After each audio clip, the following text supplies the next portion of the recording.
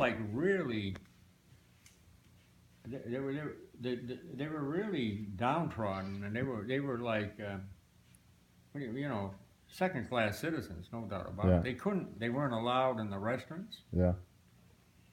And I can remember seeing like old time Indians. It's just like I saw in a movie, you know, with beads and sitting on the sidewalk against a building with a black bowler on and pigtails, you know. Smoking a long pipe or no? Yeah, never mind. I don't remember them smoking, but I couldn't believe it. It was like, you know. So I go in this bar, and for $1, I got a whole steak, you know, or whatever. Nice. And, but an Indian couldn't go in there. Remember, you used to see them on the edge of the field, the little Well, family, even all Hans together, would hire picking an up Indian. rocks. They came in to pick up the rocks, and we had like a flatbed truck, you know. And the Indians you go very slow in the truck, and like the Indian family, you'd have an old Indian family, the mother, the father, and all the kids. And they'd be behind the truck, and you'd go very slowly up the field, and they'd be picking up. You right, Nora Lisa? She just fell right off the bed, right off the chair. She's fine. They'd pick up the rocks and put them on the flatbread, you know. And you know, I can't remember if I was driving the flatbed or not. But that was my. Do you know what tribe they were? Were they from there originally? They were called the Rocky Boy Indians. Huh? The Rocky Boys, which are a very peculiar name because it was not like Navajo. Right. It's a very peculiar. Not Rocky Boys does sound strange. It wasn't laudatory, you know, the name Rocky Boy. So did they go to church on Sunday? The Verplugans? The Verplugans? Well, Hans didn't. His mother was, I can't remember if they said Grace. I think so. His mother, Yeah. Mrs. Verplugen. I can remember the last meal we had. I mean, she cooked fish, perch. Oh, it was just wonderful. She was a good cook. I didn't eat in her house much. But Hans Verplugen had thousands of acres, you know.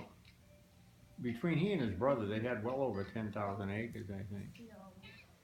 And and that's another. I had my job too. I had a little Jeep, and he had cows, 600 head. That was just nothing on the side. That was nothing out there, 600 head. And they call them coolies. They were like, you know, they were like valleys in the land. It was fairly flat, but there was like indentures and little canyons, like which you call coolies. And there were a lot of you know, green in there growing, you know, and the cattle would feed on that. But I had sometimes I had to take the Jeep and go out and make sure they had their salt, you know. That was they had a big lump of salt lick. I just go out and check it, and there was a place you drop the salt off. So then when did you work on the SS Harvey Brown? Wasn't it called the Harvey Brown? What was the name of the ore carrier? That was because you told me about that when he was in the hospital.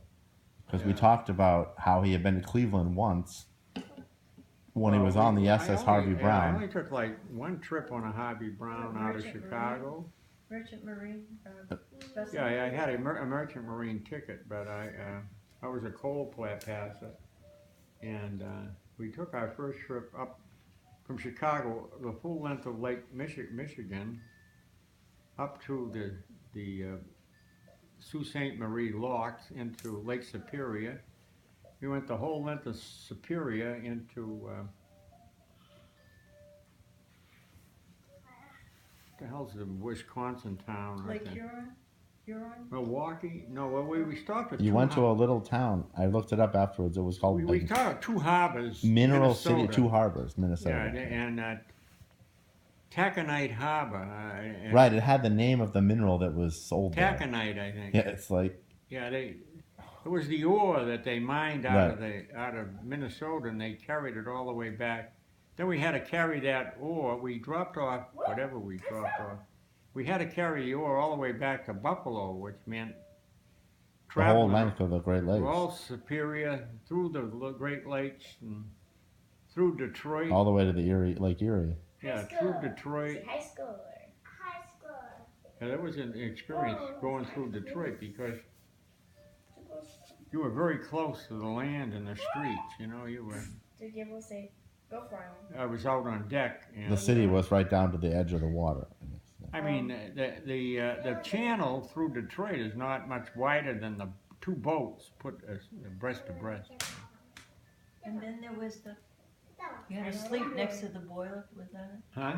You had to sleep next to the boiler? No, I didn't have Are to you good sleep. at I this? slept up topside. No, with it. Nope. But no, I kept dreaming that I kept having dreams that a big piston was. And I kept having nightmares that a piston was going to come down. I was in a piston in a chamber, and a piston was coming down on top of me. Huh. Undoubtedly from being cramped up down in the boiler room, which was below the engine room. You know, pulling fires. Called it pulling fires with a big long hoe. You would pull the ashes from the Died. I hate the spikes. and pull the ashes out. Then you just had to bring them to a certain hole in the deck, and you put them all in there, and they're jetting. You pull a switch or something, and they'd jetson out into the lake. You know, all the empty ashes.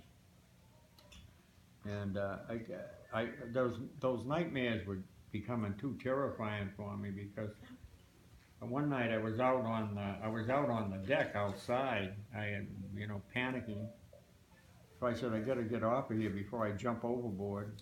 And I got off in Buffalo. I don't know how I went back. I went back to Chicago, but I don't know how long I was on the boat, but because I wanted to be a deckhand or I wanted to work in the galley. I didn't want to be a coal passer down in the hull of the boat. Especially in storms, the boat was lurching back and forth, and the doors in the furnaces, they were swinging back and forth, bang, bang. I never got seasick, though.